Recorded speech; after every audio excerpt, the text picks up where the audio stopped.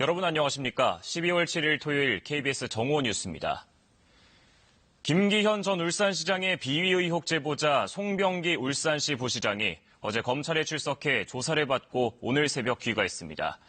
송 부시장의 자택 압수수색도 진행한 검찰은 조만간 황운하 당시 울산지방경찰청장과 백원우 전 청와대 민정비서관도 함께 소환 조사할 것으로 보입니다. 김용준 기자입니다.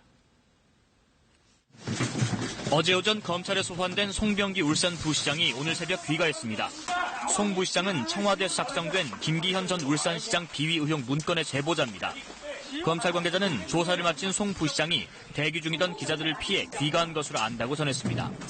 검찰은 송 부시장을 상대로 김 전 시장 비위 의혹을 전달한 경위에 대해 조사한 것으로 알려졌습니다. 검찰 수사는 속도를 내고 있습니다.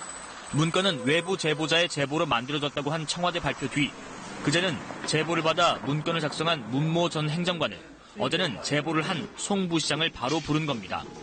검찰은 송 부시장의 사무실뿐 아니라 자택과 관용 차량 등에 대해서도 동시에 압수수색을 진행했습니다. 압수수색에서 어떤 자료를 우선적으로 확보하려 하십니까? 영장에 나와 있는 혐의는 뭡니까? 압수수색을 통해 검찰은 컴퓨터 저장 장치 등 박스 3개 분량의 압수물을 확보했습니다. 정부가 요구했다, 전화로 이야기했다는 송 부시장의 말과 SNS 메시지를 제보자가 보내왔다는 청와대 발표가 엇갈리는 상황. 검찰은 먼저 문 전 행정관을 상대로 한 조사에서 제보를 받게 된 경위 등을 자세히 파악했을 것으로 보입니다. 문 전 행정관의 진술은 송 부시장에 대한 조사의 토대가 됐을 것으로 보입니다.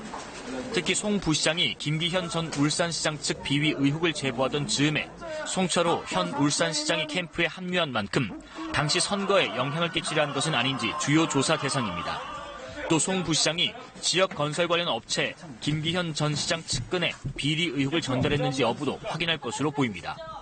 검찰은 첩보 이첩 경위 등에 대한 조사가 끝나면 당시 울산지방경찰청장인 황운하 대전지방경찰청장과 백원우 전 청와대 민정비서관 등을 소환 조사할 것으로 보입니다.